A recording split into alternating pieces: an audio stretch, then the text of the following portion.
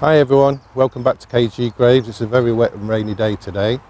We're at Walthamabbey Jewish Cemetery and we're here to visit the grave of David Rappaport, a famous actor. More information about David coming up shortly, but as usual, if you like the video, give it a thumbs up, subscribe to the channel and hit that notification bell. Thanks for watching. What's all this about you and Julie Walters? That's all an idle rumour. You see, it just helps your career. You can't be just an actor and go to Hollywood, but if you got some little dirt under the carpet, it helps. So I got a very good manager, and we had a little deal. Brush with it out Julie, from under the carpet. I mean, Julie's career needed a boost, and mine did. Right. So we said, right, we'll have an affair for the press, and it's helped. I mean, it's got me a lot of work. Yeah. Has it helped Julie? But Julie's doing fine, yes.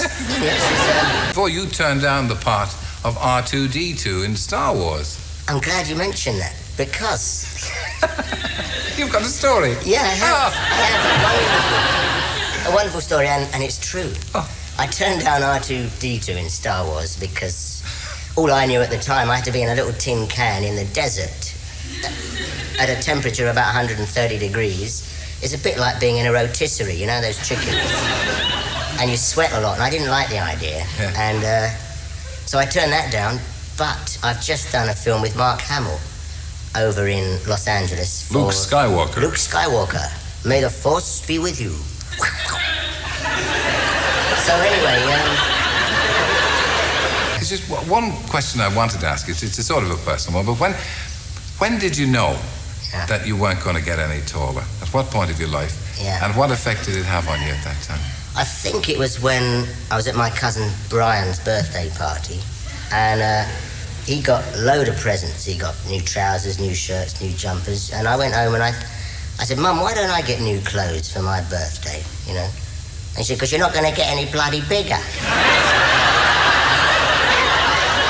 It was a very touching moment. They sort of broke it to you gently. Oh, yeah, very sensitive. And you also were a primary school teacher, weren't you? Yes. How did you cope with the kids? I don't know, I just used to hide in a cupboard and they used to get it.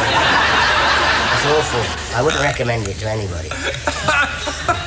David Rappaport. It's great. I mean, I like teaching. It's just the kids I can't stand. Well, beret and all, it's been a great pleasure to have you join us. We wish you success in the new series. Thank you very much. David Rappaport.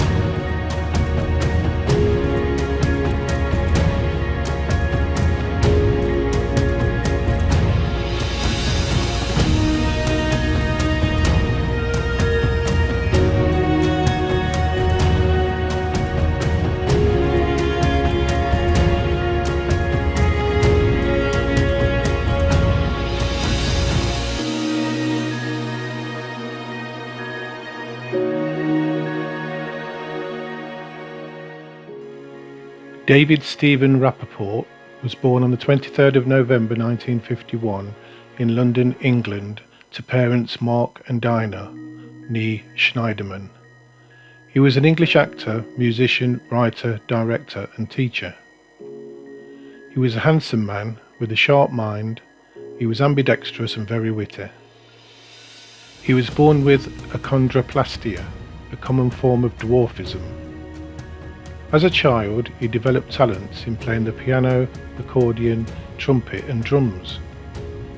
He studied psychology at the University of Bristol from 1970, graduating with a degree while developing his skills as a semi-professional drummer and acting skills at the College Dramatical Society. After 6 months of hitchhiking in the United States and travelling in Ireland, he returned to the United Kingdom to marry his college girlfriend Jane. They had a son, Joe, and David tried to settle down to family life as a teacher. However, his marriage broke down and he decided to follow a career as an actor. He became a resident of the squatter nation of Frestonia, acting as foreign minister under the name David Rappaport Bramley. All inhabitants adopted the surname Bramley, so that if the Greater London Council were to succeed in an eviction, they would have to rehouse them as one family. David first came to public notice in children's television, appearing alongside Sylvester McCoy as an O-Man in the 1979 BBC children's series Jigsaw.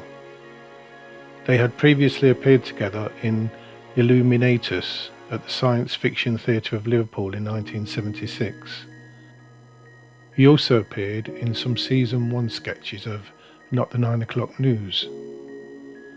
In the early 1980s, David played the character of Shades on the anarchic Saturday morning kids TV show Tiswas and its replacement, The Saturday Show. One of his most popular roles was as Randall, the leader of the gang of dwarves in the Terry Gilliam film Time Bandits in 1981. David also made a personal choice to not accept roles that required him to work inside robots or full-bodied puppet costumes, most notably turning down the role of R2-D2 in Star Wars, a role which later went to one of his Time Bandits co-stars, Kenny Baker. This was a decision David was proud of and never regretted. During the mid-1980s, David played in the HTV production of Robin of Sherwood, with Jason Connery as Robin. The show was filmed in Bristol, where he had a home. During this time, he also made himself at home aboard Kai Longfellow Stanshaw and Vivian Stanshaw's ship moored in the Bristol docks, the old Profanity showboat, where he often appeared on stage.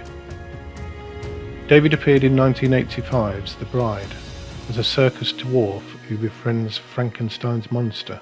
In 1986, David appeared on the NBC TV series Amazing Stories in an episode called Gather Ye Acorns, starring Mark Hamill of Star Wars fame. From 1986 to 1987, David played the lead role of Simon McKay in the CBS television series The Wizard. He also made guest appearances on such shows as The Goodies, The Young Ones, and had significant roles in 2 episodes of LA Law. David was the voice of Dr. Blight's computer, Mal, on Captain Planet and the Planeteers. He was replaced by Tim Curry after his first 4 appearances due to his death 4 months before the series aired. He also played Mr. Belvedere's cousin in an episode of Mr. Belvedere. David struggled with depression later in his life. Just before his death, he had been cast and began filming for the role of Kivus Farjo in a Star Trek The Next Generation episode called The Most Toys. During filming, David attempted suicide, and the scenes he had completed were later discarded when actor Saul Rubinek was hurriedly brought in by producers to replace him and complete the episode. David's scenes as Kivus Farjo were included on the Season 3 Blu-ray disc release of Star Trek The Next Generation. David died by suicide on the 2nd of May 1990.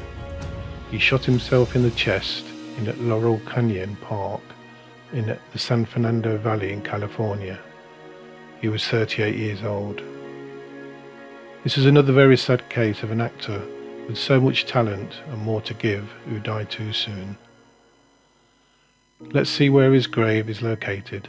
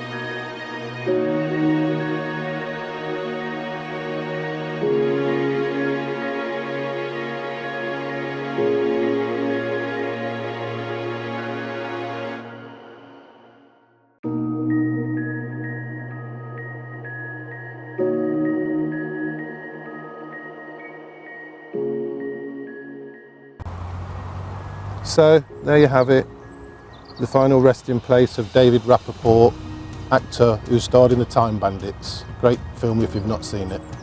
As usual, if you like the video, give it a thumbs up, subscribe to the channel, it's free, and hit that notification bell. Thanks for watching, see you hopefully on a drier day for the next one.